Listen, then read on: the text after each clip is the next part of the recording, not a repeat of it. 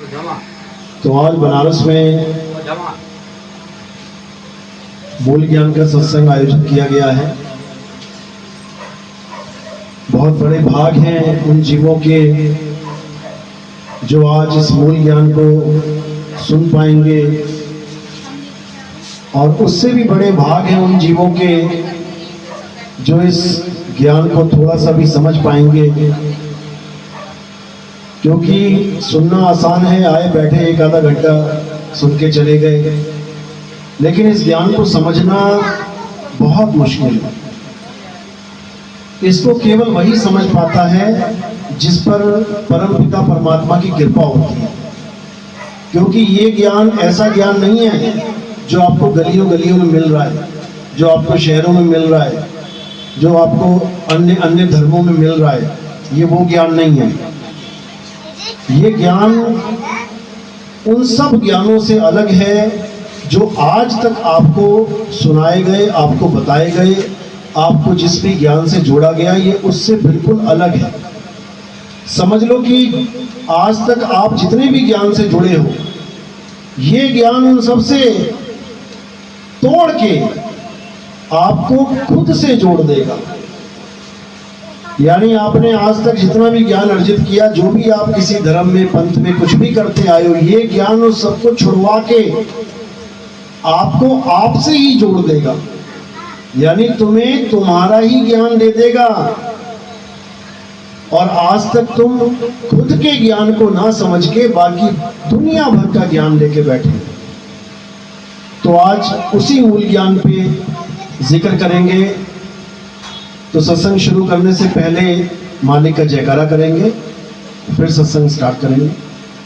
बोलिए परमपिता परमात्मा की जय, सद्गुरु बंदी छोड़ कबीर साहेब की जय, सभी संतों की जय, सभी भक्तों की जय, आज के आनंद की सकल हंस को बंदगी साहेब बंदगी से। तो जैसे कबीर साहब ने अभी भजन लगा हुआ था, क्या बोल रहे हैं, क्या बोला भजन में? माया महा ठगिनी हम जानी, त्रिगुण फांस लिए कर डोले, और बोले माधुरी वाणी, माया महा ठगिनी हम जानी। अब साहिब समझा रहे हैं कि इस दुनिया में, सारे संसार में एक माया ही है जिसने सबको ठग लिया है, एक को भी नहीं छोड़ा। कहते धोबी के धोबी न बन बैठी, राजा के भई रानी, किसी को नहीं छोड़ रही है। केशव के कमला बन बैठी, शिव के भवन भवानी। एक आम आदमी छोड़ो जिनको हम भगवान कहते हैं, केशव, शिव जी कहते हैं, उनको भी नहीं बख्शा माया ने। केशव के कमला हुए बैठी, शिव के भवन भवानी, और माया महा ठगिनी हम जानी। अब ये माया क्या है, बस इसको समझ लेना। ये माया कोई औरत का नाम नहीं है। ये माया हर वो चीज है जो आपको दिखाई देती है। जहां पर भी आपकी दृष्टि जा रही है, जो भी चीज आपको दिख रही है, वो माया ही है। यही साहब कह रहे हैं, जो दिखे सो माया संतो, जो दिखे सो माया। अब इस दिखने दिखाने में क्या आता है? A to Z जितना भी ज्ञान आपने अर्जित किया है वो सब आ जाता है। मंदिर देखने में आ गया, मूर्ति देखने में आ गई, ग्रंथ देखने में आ गए, वेद पुराण देखने में आ गए, मस्जिद देखने में आ गई, चर्च देखने में आ गई, गुरुद्वारा देखने में आ गया। जो कुछ भी तुम्हें दिख रहा है, पेड़ पौधे, जीव जंतु, आदमी, हाथी, घोड़ा, कुछ भी, यहाँ तक कि गुरु भी, ये भी माया में ही आ गया। क्योंकि काया माया एक को जान, काया ही माया है। माया का गुण क्या है? वो बदलती रहती है। माया कभी एक रस नहीं रह सकती, बदलती रहेगी। अभी छोटी है, जैसे छोटा शरीर पैदा हुआ तो छोटी माया धीरे धीरे बढ़ती जा रही है, बढ़ती जा रही है, बढ़ती जा रही है। देखो 6-6 फुट के हो गए। अब यहाँ भी नहीं रुकेगी, फिर पैक होना शुरू हो जाएगा, फिर उस शरीर को और छोटा करना लग जाएगी। बुढ़ापे में देखो शरीर झुक जाता है, छोटा हो जाता है। तो ये माया का खेल है। बच्चे से जवान, जवान से बूढ़ा, ये सब माया का खेल है। यहाँ तक कि जिसको हमने भगवान मान लिया है, राम जी, कृष्ण जी, हनुमान जी, वो भी माया का ही खेल है। राम जी पैदा हुए छोटे से बच्चे के रूप में, कृष्ण जी पैदा हुए छोटे से बच्चे के रूप में, हनुमान जी पैदा हुए छोटे से बच्चे के रूप में। अब वही बच्चा बड़ा हो रहा है, माया बदल रही है। अब हम उसकी पूजा करने में लग गए हैं जो बदल रहा है। हम शरीरों की पूजा करने में लग गए हैं। कृष्ण जी की पूजा करने लग गए शरीर जान के कि बांसुरी पकड़ के कृष्ण जी बैठे, हम उनकी पूजा करेंगे, जबकि ऐसा नहीं है। कृष्ण जी गीता में खुद समझा रहे हैं कि हे अर्जुन, मेरी माया को वही लांघ पाता है जो रजोगुण सतोगुण तमोगुण को जानकर उससे आगे बढ़ जाए। रजोगुण सतोगुण तमोगुण क्या है? पैदा होना, पलना और नाश हो जाना, जिसको हम कहते हैं ब्रह्मा जी रजोगुणी, विष्णु जी सतोगुणी, शंकर जी तमोगुणी। यानी सारी दुनिया को ब्रह्मा जी पैदा करते हैं, विष्णु जी पालते हैं और शंकर जी संहार करते हैं। यानी जो भी ऐसी वस्तु है जो पैदा हो रही है, पल रही है और नाश हो रही है, वो गुणों के अंतर्गत है। तो साहिब समझा रहे हैं, माया माना ठगिनी हम जानी, त्रिगुण फांस लिए कर डोले। त्रिगुण यानी तीन गुणों की फांस, रजोगुण सतोगुण तमोगुण। यही गीता में समझाया जा रहा है कि जो तीनों गुणों से ऊपर उठ जाते हैं, यानी माया से ऊपर उठ गए। अब माया से ऊपर क्या है? ऐसी कौन सी चीज है जो पैदा नहीं होती, पलती नहीं है और मरती नहीं है? ऐसी कौन सी चीज है? केवल और केवल आत्मा। आत्मा के अलावा सब कुछ पैदा हो रहा है, पल रहा है, नाश हो जा रहा है। तो इसी का हवाला देते हुए कृष्ण जी समझा रहे हैं, हे अर्जुन, नैनम छिन्नन्ति शस्त्राणि नैनम दहति पावका न चैनम क्लोदन्तापो नाशोषति मारुता। कि हे अर्जुन, इस आत्मा को ना तो कोई शस्त्र काट सकता है, ना अग्नि जला सकती है, ना वायु सुखा सकती है, ना जल भिगो सकता है। इस आत्मा को कोई कुछ कर ही नहीं सकता। इसको जानना है, ये है अविनाशी। उसको नहीं जिसकी काया खत्म हो जाए, मर जाए, कट जाए, जल जाए, वो पूजनीय नहीं रहेगा। तो इसको अच्छे से समझ लेना है। त्रिगुण जो तीन गुणों की माया है, इससे ऊपर क्या है? आत्मा।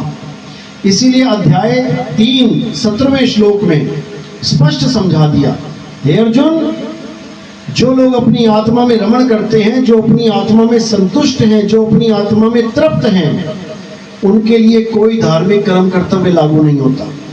उनको किसी भी ऐसी जगह जाने की जरूरत नहीं जहाँ त्रिगुणी तीन गुणों का खेल चल रहा है। कहीं पैदा हो रहा है, कोई पल रहा है, मर रहा है, उसकी पूजा करने की जरूरत नहीं है। जो बदल रहा है पल पल, उसकी पूजा करने की जरूरत नहीं है। जो खंडित हो रहा है, उसकी पूजा करने की जरूरत नहीं है, क्योंकि अखंड की पूजा करनी है और आत्मा ही अखंड है। इसीलिए कबीर साहब कह रहे हैं कि आत्मज्ञान बिना नर भटके, कभी काबा कभी काशी। यानी तीन गुणों में वो बंदा उलझ रहा है। अब काबा काशी नाम क्यों लिया? क्योंकि वो धार्मिक स्थल है हमारे। वो धार्मिक स्थल हैं। किसने बनाए? इंसान ने बनाए। जो चीज बनी है वो बिगड़ेगी, और जो कभी बनी नहीं है वो कभी नहीं बिगड़ेगी। तो हम उसको पूजने लगे हैं जो हमने बनाए हैं और एक दिन नाश हो जाएंगे। हम उस मूर्ति की पूजा कर रहे हैं जो आदमी ने बनाई है और एक दिन नाश हो जाएगा, खंडित हो जाएगी। पंडित जी उसी मूर्ति को उठा के नदी के किनारे छोड़ाएंगे। जिसको भगवान भगवान करते रहे, जिसको कहते रहे कि प्राण प्रतिष्ठा कर दी, जीवित हो गई मूर्ति, उस मूर्ति के मुकुट के छोटे से हिस्से को भी अगर क्रैक आ जाए, टूट जाए, तो पूरे भगवान को उठा के बाहर कर दिया जाता है। अब जिसमें प्राण है, अगर उसके कपड़े फट जाएं तो क्या उसको घर से बाहर निकाल देंगे? अरे छोड़ो कपड़ा, आपके बच्चे का हाथ भी कट जाए, साथ में एक टांग भी कट जाए, दूसरी टांग भी कट जाए, तो हाथ भी कट जाए दोनों, तब भी नहीं निकालोगे तुम घर से बाहर। फिर भी कहोगे घर ही में ही रह।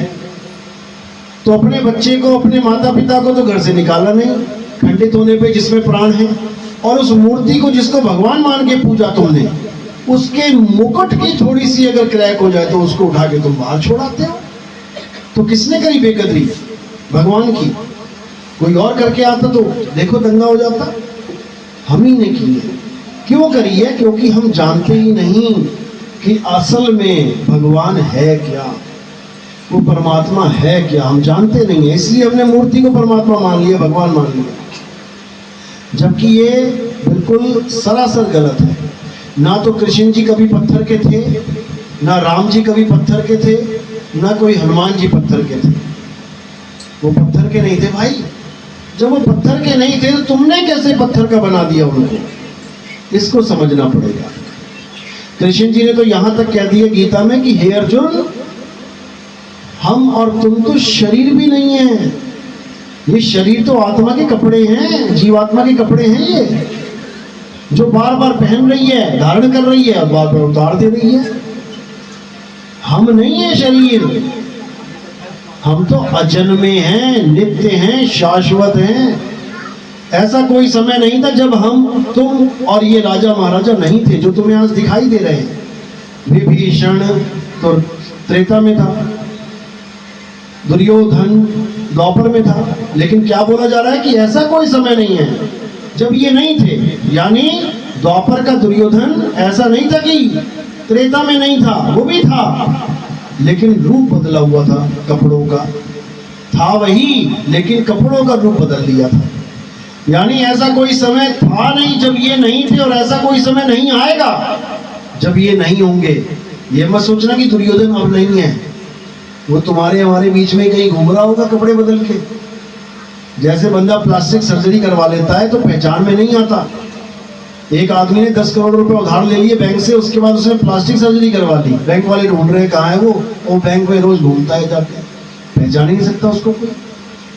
तो ऐसे ही हमने ये बार बार कपड़े बदल लेते। आज हम इंसान बन के बैठे, क्या पता कल को बकरा बना दिया जाए कर्मों के अनुसार। और जो मीट खाता है वो अपने पिता को, यानी जो बकरा बना पिता, उसी को उठा के लेके आ रहा है कटवाने के लिए, और वो कह रहा है मैं पहचान मुझे, मैं, वो कहता है कौन मैं, काटो इसे। यानी अपने ही पिता का कत्ल आप कर सकते हो अगर कपड़े बदल लिए उसने, तो याद रख लो, यही माया का खेल है। तो यही कबीर साहब समझा रहे हैं कि माया महाठगिनी हम जाने, इतनी बड़ी ठग है ये कि तुम सोच भी नहीं सकते। सबसे ज्यादा तो इसने तुम्हें ही ठगा हुआ है, ये बता के कि तुम शरीर हो, शीशे में जो दिखाई देता है वो माया है, तुम नहीं हो। तुम तो देखने वाले हो, तुम देख रहे हो उसको, शरीर को तुम देख रहे हो, और एक दिन इसी शरीर को तुम छोड़ दोगे। तो जो देख रहा है वही छोड़ेगा, और जो छोड़ेगा वो है नहीं जो दिख रहा है। तोता देख रहा है पिंजड़े को, और एक दिन पिंजड़े को तोता छोड़ देगा, लेकिन तोता खुद को नहीं जान पा रहा, पिंजड़े को अपना स्वरूप मान के बैठ गया। मैं काला, मैं गोरा, मैं भूरा, मैं जवान, मैं बूढ़ा। जबकि आप ना तो काले गोरे हो, ना जवान हो, ना बूढ़े हो, आप चैतन्य हो। इस काया में आप जीव अवस्था में हो, और जब ये काया छूटेगी, आपको अपना स्वरूप बोध हो गया, तो आप पीव अवस्था में आ जाओगे। इसी को बोला है, कहते हैं जीव और पीव के ऊपर कबीर साहब ने बहुत सी वाणियां लिखी, लेकिन लोग समझ नहीं पाए, तो इसी को समझना है।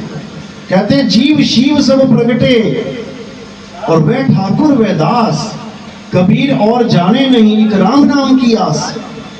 कहते हैं जीव शिव सब प्रगटे, यानी कोई जीव बन के प्रकट हुआ और कोई शिव बन के बैठा है।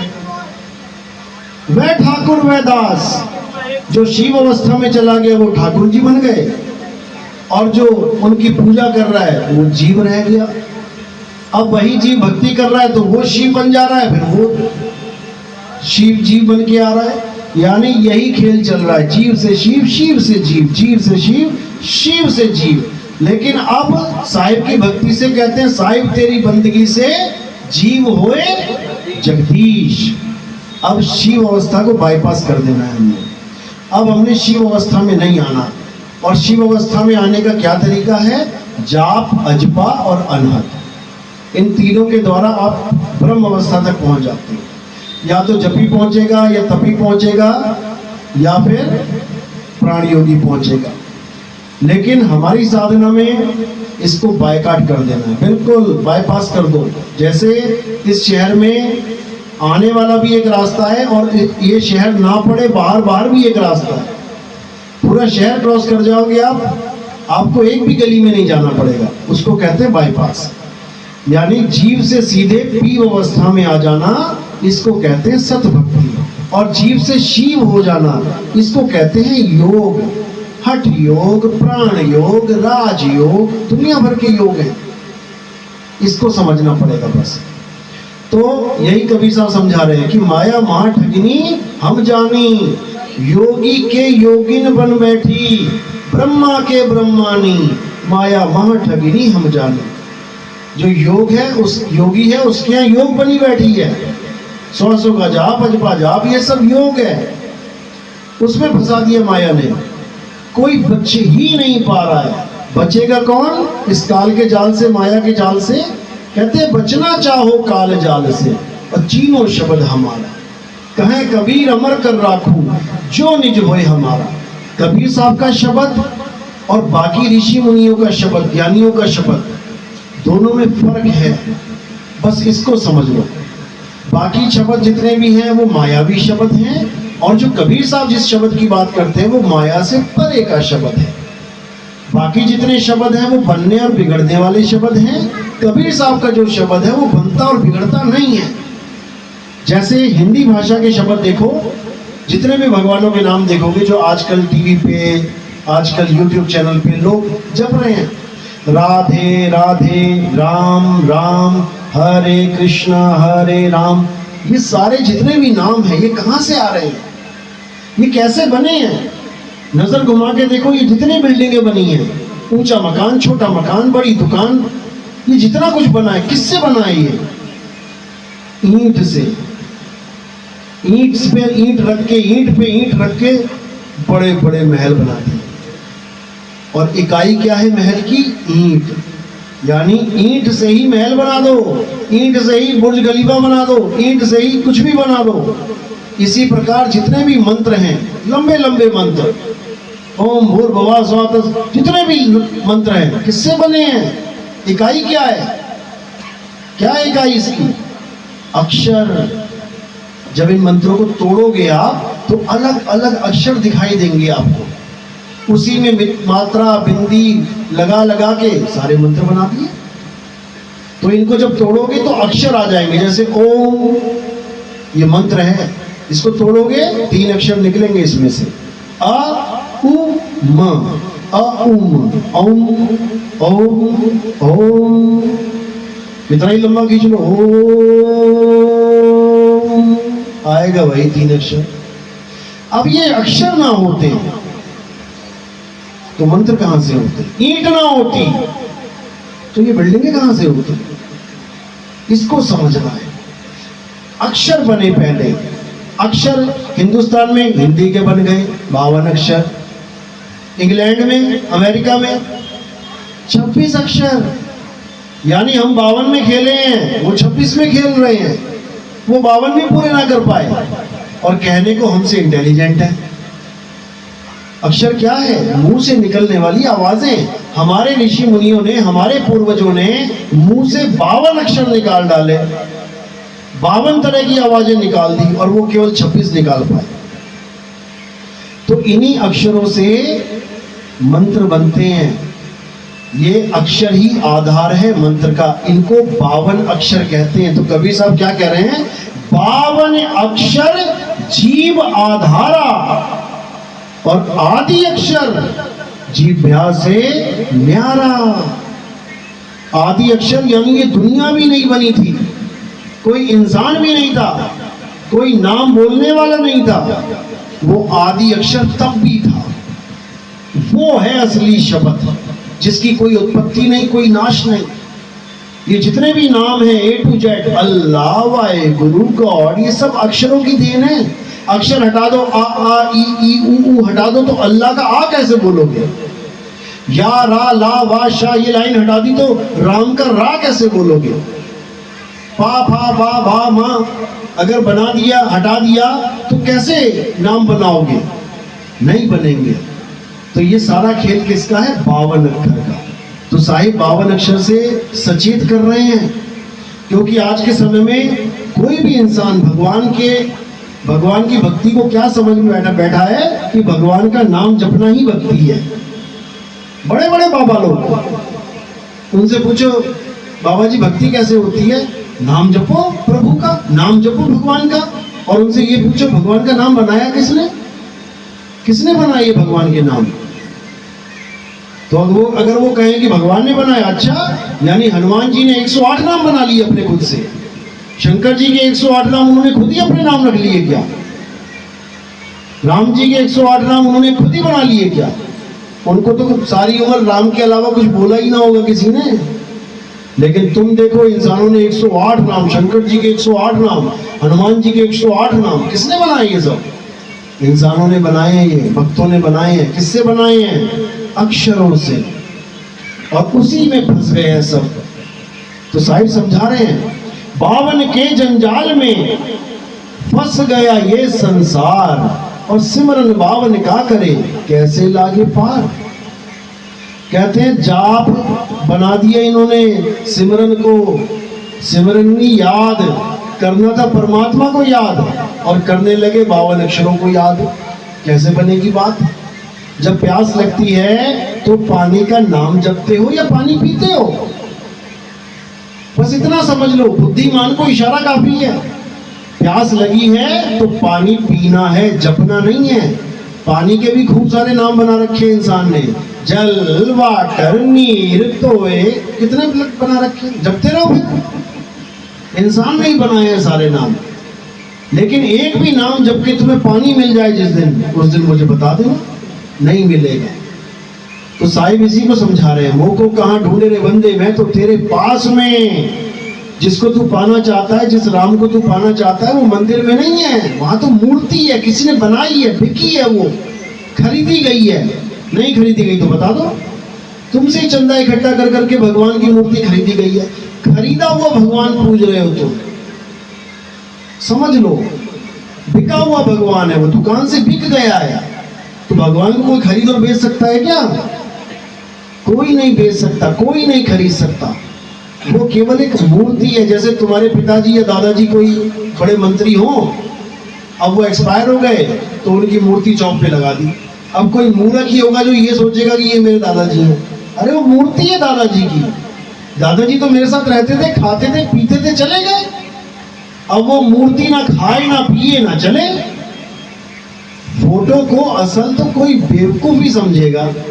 तुम्हारा बच्चा तुम्हारे साथ रहता है, वो खो गया और कोई तुम्हें फोटो पकड़ा दे बच्चे की, अरे इसको रख लेना, इसके साथ मन बहला लेना। बहला लोगे क्या? 1000 फोटो दे दे कोई उस बच्चे की, तुम्हारी आंख से आंसू नहीं रुकेंगे, क्योंकि वो असल है और ये नकल है।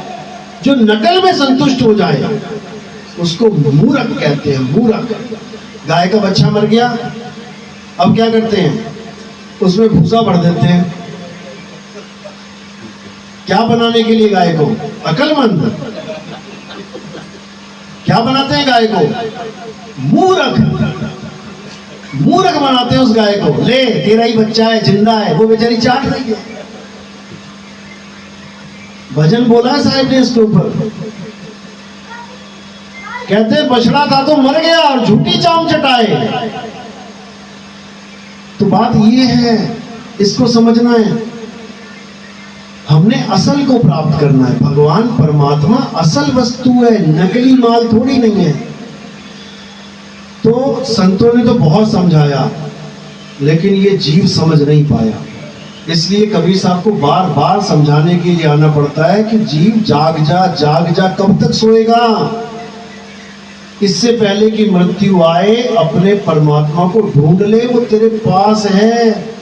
तुम्हारे घर में 100 लीटर दूध पड़ा है और तुम घी ढूंढने गली गली में भटक रहे हो।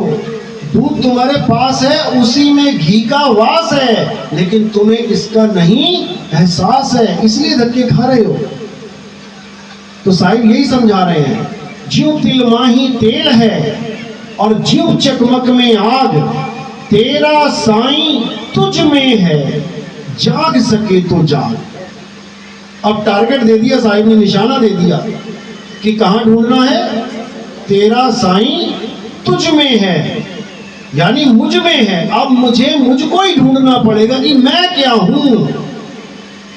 अब तुम्हारा टारगेट बस ये है कि मैं क्या हूं, क्योंकि मेरा साईं मुझ में है। मैं क्या हूं? क्या मैं ये शरीर हूं? बिल्कुल नहीं। क्या मैं हड्डी हूं, मांस हूं, खाल हूं, बाल हूं? बिल्कुल नहीं। तो मैं कौन हूं? आत्मा। हे अर्जुन, तू और मैं ये शरीर नहीं है। ये शरीर तो इंद्रियां हैं, 10 इंद्रियां। हम आत्मा हैं। हमारा कभी जन्म और कभी नाश नहीं होता।